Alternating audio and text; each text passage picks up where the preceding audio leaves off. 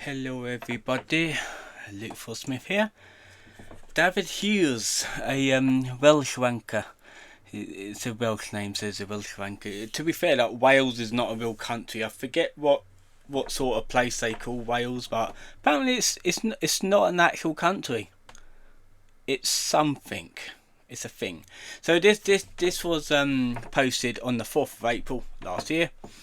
Updated on May the 15th of last year. Affiliations: North Wales, Hunt Sabs. Flintshire he is from. These Sabs could keep coming, each as ridiculous as the last. Dafydd Hughes, the only gay in the village, is a probate that dedicates his unemployment to self-righteous virtue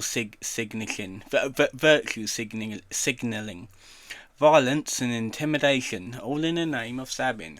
Convictions for assault. North Wales Live reported in January 2019 that Dafydd, the only gay in the village, Hughes, has been convicted for assault after appearing on trial together with fellow masked menace Connor Heffer. The Welsh media outlet article was titled "Hunt Saboteurs Who Didn't Intend to Cause Harm Go Free." The inverted commas are key. Hughes, 40 years old, he's a boomer, claimed he didn't intend to cause harm. So why did he assault Max Wenger, 54, who had been trying to oversee the laying of a trail for legal drag hunting? The two Sabs reportedly trespassed onto private woodland, clad in tactical gear, sporting threatening balaclavas and wielding bull whips. Heffer and Hughes cracked their whips and deployed electronic rallying devices with the goal of unsettling hounds belonging to the Flint and Denbigh Hunt. Heffer, 26, was cleared on 2 charges of assault, but found guilty of trespassing and using an electronic gadget to emit hound screams to disorientate and agitate the pack with the intent to obstruct or disrupt lawful activity. He was given an 18-month sentence, conditional discharge. Meanwhile, Hughes was placed on conditional discharge for 1 year after being found guilty of assault by pushing Hunt Supporters Club member Max Wagner. Getting off lightly, the pair was ordered to pay almost £400 in costs which were to be deducted from their benefits. So that they're dole scum. Like, these people all like dole scum. It is good to know where your taxpayers' money has been spent wisely in sponsoring and criminal activities such as these. Shockingly, Hughes is not short of friends. Among his supporters are, I can't even fucking pronounce that, were Alison Benray, who thought it would be wise to photograph the trial from inside the courtroom. What a dumb bitch! It is illegal to film or take pictures inside an actual courtroom. What a retard! Fucking hell! The Countryside Alliance reported some 6 months later that she had been convicted for contempt of court when it was discovered that she had stupidly uploaded the image to her social media in the show of support for the criminal Hughes. What a dumb bitch, eh? What a fucking idiot. The act quite clearly contravened what is that word? Section 41 of the Criminal Justice Act of 1925, which states it is an offence to take pictures in court and also publish them. More legal trouble. Hughes has clashed with the law more than once. In August 2019, North Wales Live once again covered Hughes' benefits-funded escapades in the name of animal liberation. In December 2018, Hughes allegedly assaulted Welsh words community councillor Ed Lloyd Ellis during a local trail hunt.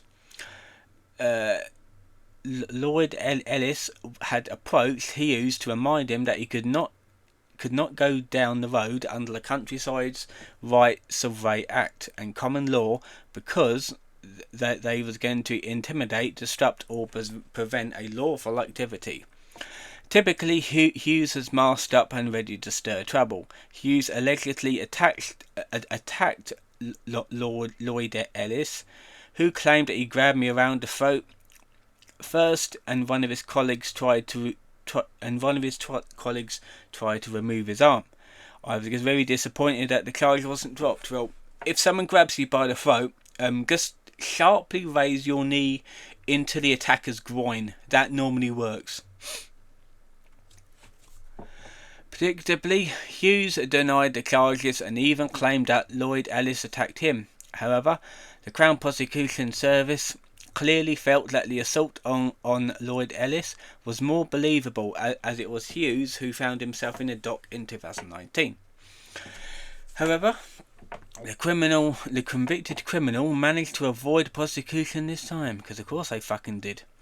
Hughes' violent and aggressive tendencies show no sign of letting up. Recently, he was filmed squaring up to a huntsman from the Flint and Debrier, verbally abusing him and physically confronting him. Again, raise your knee into the groin, it works. Destroying small businesses, as they always do.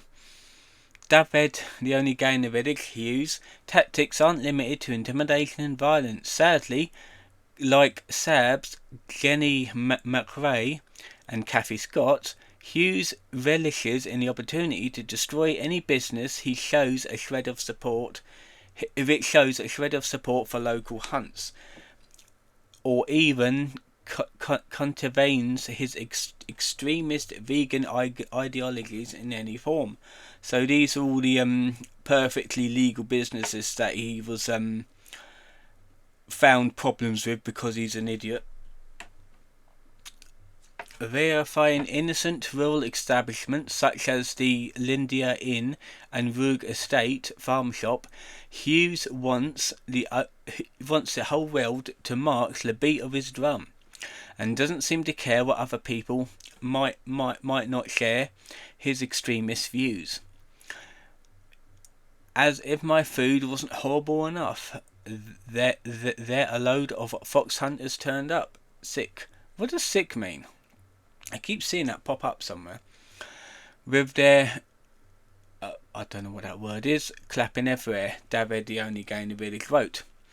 Barely comprehensibly, of the Lindia Inn, a charming village pub near Denborough, like many inns, probably struggling to keep current business climate. These Sabs like to operate as a pack online. Hughes was quick to jump on the Sab bandwagon in the well-known pile against the Jamaica Inn in Bodmin, Cornwall, peppering the historic pub with phony reviews.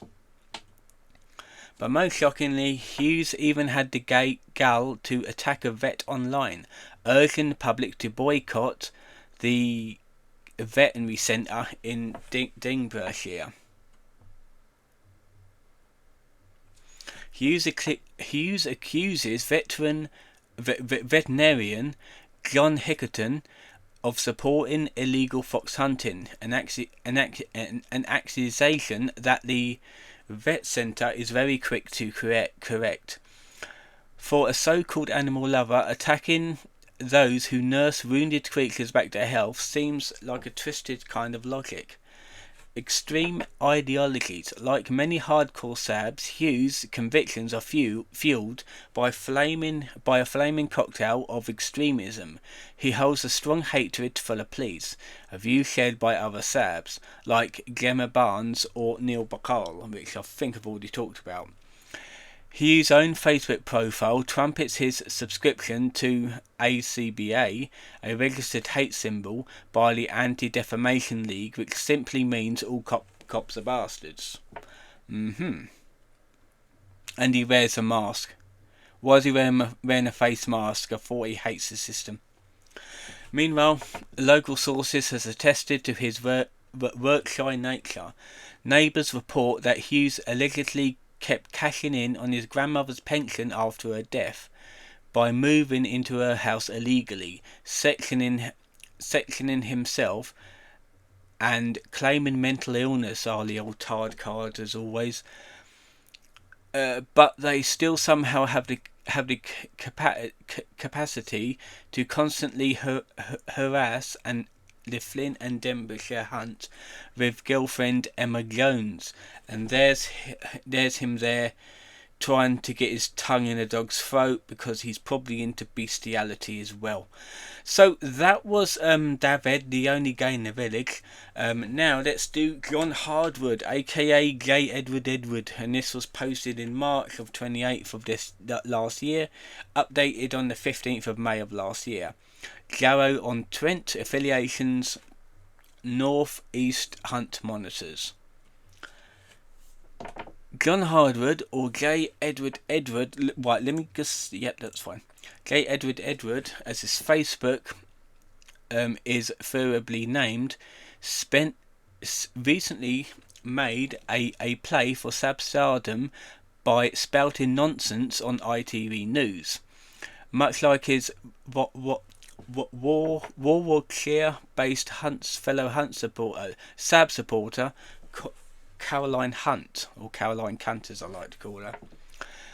Harwood featured in a segment for ITV News about trail hunting on the 21st of March 2024.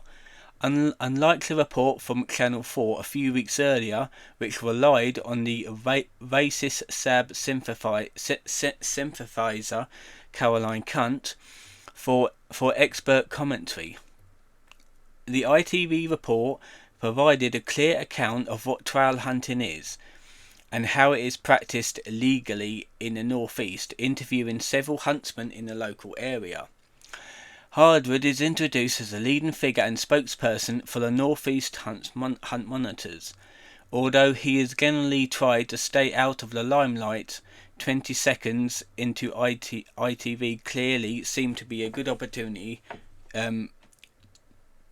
seemed too good of an opportunity to miss.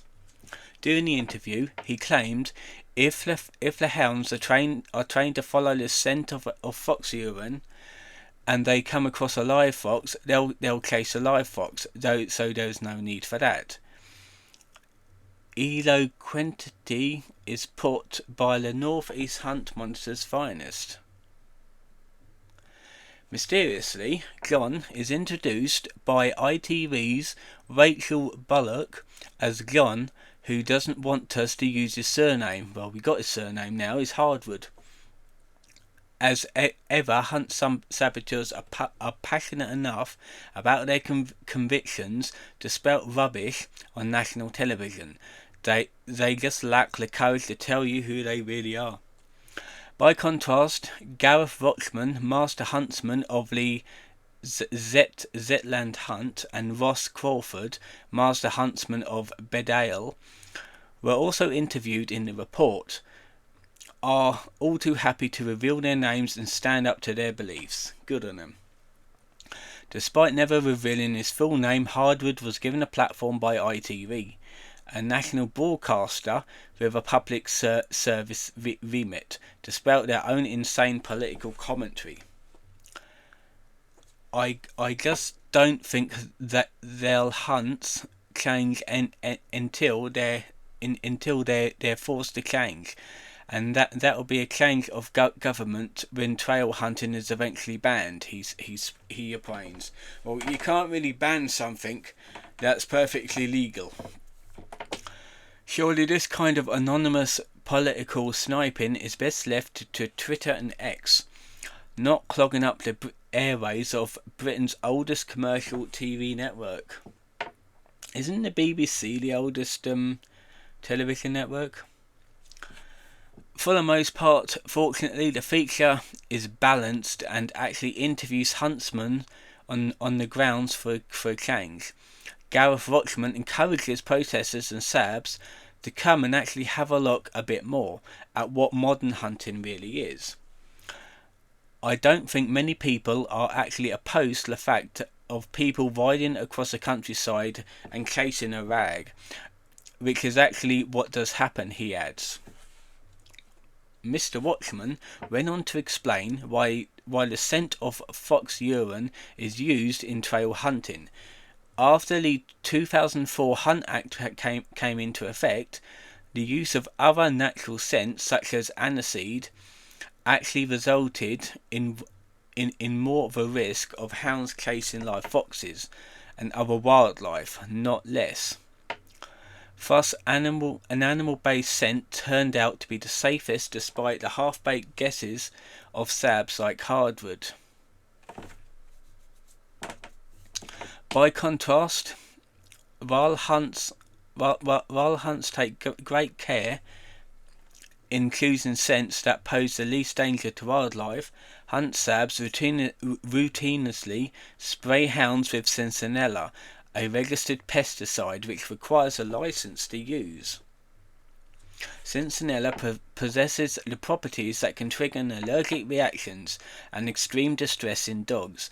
Reports suggest that it is an application on hunting dogs that is extremely commonly done by Sabs such as Keith Richardson, can lead to stomach irritation, vomiting, neurological abnormalities, and even ammonia. But Sabs love animals. Yeah, they kill more than they save, just like the RSPCA. Sadly, Mr. Harwood is no different. His Facebook profile suggests he uses Sentinella while sabbing, and he is shown arrogantly skipping about in his tight-fitting top-of-the-range Sab uniform and naturally masked up.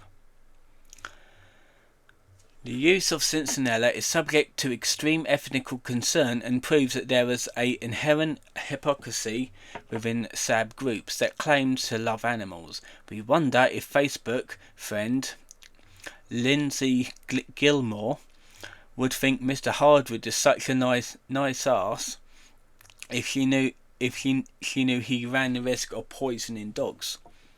Back to the news segment. Ross Crawford explained to ITV the importance of trail hunting to rural towns and villages. It's a community. It's a family, if you like. It's quizzes in the pubs, fundraisers we do for the hunt, and a lot of older generations rely on this as the social calendar, and it brings everyone together, providing jobs up and down the country. Well said, he said. Sadly, Hunt Sabs represent a branch of society which wants to do away with the community, who wants people divided, who wants to see people divided, and who wants to sow anarchy with their extremist views and actions. John Harwood might well share these in these extremist beliefs, judging by the art on his Facebook profile, which I'm not going to show you, by the way, because it's a bit graphic. In one post depicts a werewolf, perhaps a self-insert, holding up a severed head and torso of a huntsman while foxes gather around. But it's the hunts that are bloodthirsty, right? Yeah, I'm not going to show you that that bit. I'm just gonna obviously, because it's bit graphic for YouTube. So that has been it for these videos. Almost 20 minutes. That's not so bad. And these were long ones as well. So that was it for these two idiots. Tomorrow I've got a review. I think it's gonna be a beverage review. To be fair. It's like the last review at the minute. So hopefully you've enjoyed this, and I'll see you guys next time.